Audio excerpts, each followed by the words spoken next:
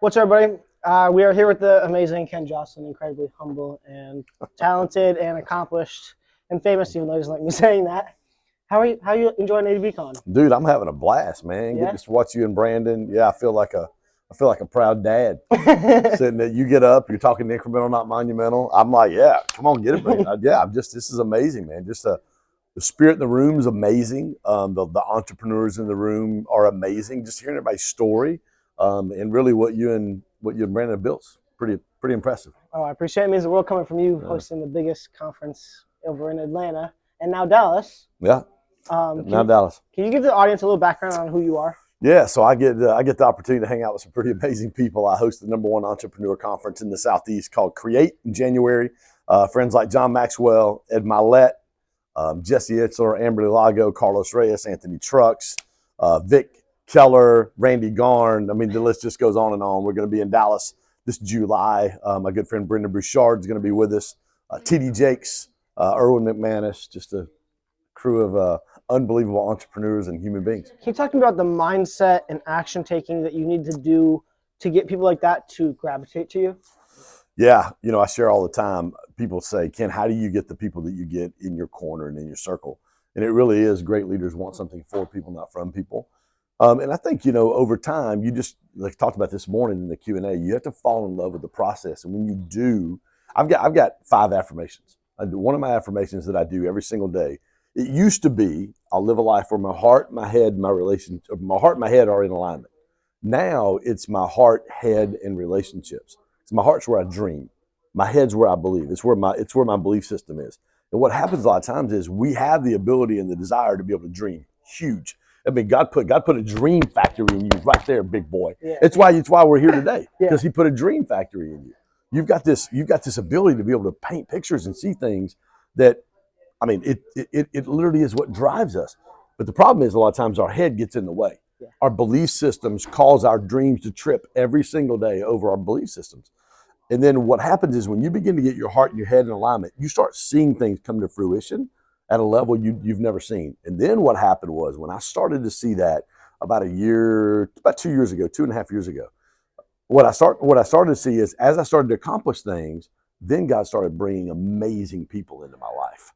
So now my affirmation is I'll live a life where my heart, head, and relationships are in alignment.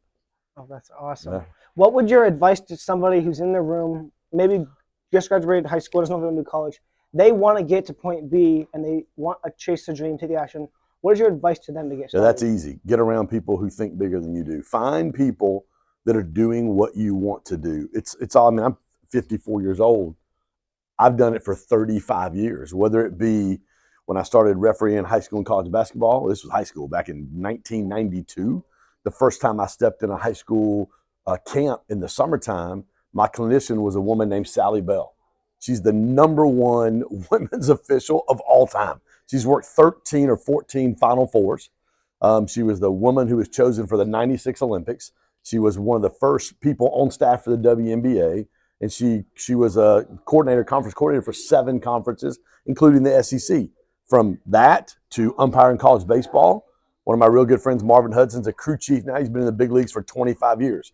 Everything that I've ever done, I've gotten around the best of the best of the best, and I've learned and gleaned from them. So whatever it is you want to do, if you may be, even in high school, college, you may even be in your 50s going, what do I need to do? Find people who are ridiculously successful at what you want to do and do whatever it takes to get in there in proximity with that person.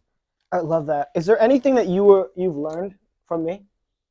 Yeah, dude, you don't quit. This cat don't quit. This cat don't quit. I've run him out of places at my conferences he's not supposed to be. But he has a the one thing I love about you, God's put a vision in you to help people. Yeah. And when you have a vision to be able to help people, because listen, life's hard. Like shit happens. Like it's not easy. Like everybody sees. I tell you've heard me say this before. You come to my conference, you see me on stage with John and Ed and all the guys. You see me speaking for Grant Cardone. You see me speaking at Undercover Billionaire Boot Camp in 2 weeks in Colorado with all the guys from the TV show.